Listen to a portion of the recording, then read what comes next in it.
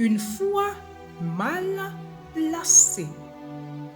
2 Corinthiens 5, verset 7.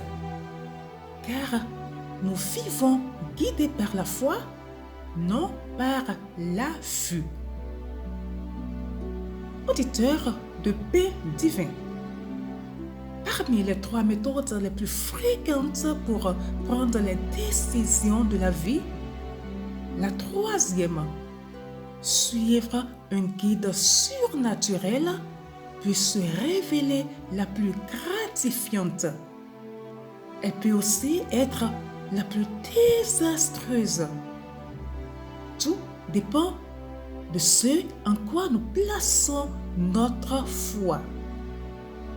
Tout comme il est possible de marcher par une vue défectueuse, il est possible de marcher par une foi mal placée. Vivre par la foi et non par la vue n'est pas une garantie. Songez à toutes les offres surnaturelles que nous propose le monde. Spiritisme, médium, horoscope, esprit guide, voyant, etc. Le croyant ordinaire se moque de ces offres lorsqu'elles sont manifestement occultes. Mais elles peuvent se présenter sous des formes très subtiles. Vous ne croyez pas? Allez en librairie, consultez les livres dans la section développement personnel. Notre époque ne manque pas de mystiques qui proclament détenir la voie du bonheur, de la réalisation de soi. Seulement, à moins que ces voies ne proviennent de la révélation divine, elles sont trompeuses.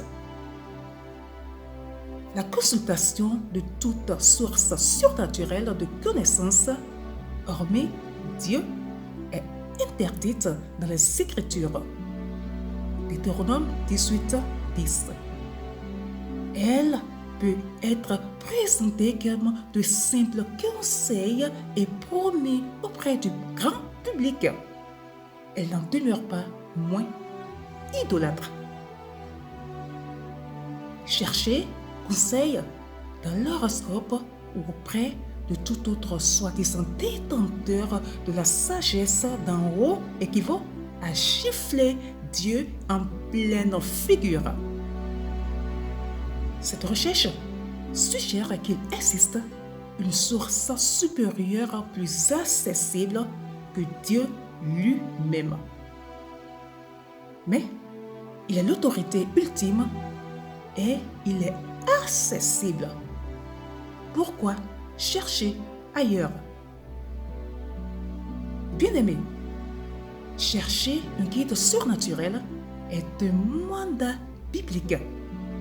Mais il convient d'entreprendre cette recherche avec soin et discernement.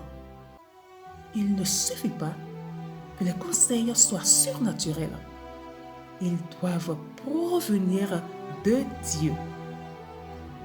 Ne vous fiez pas à vos émotions, à votre bon sens ou aux séductions spirituelles de ce siècle. Dépendez de Dieu seul. Osez vivre la foi en Dieu. Très très bonne méditation à vous. Shalom.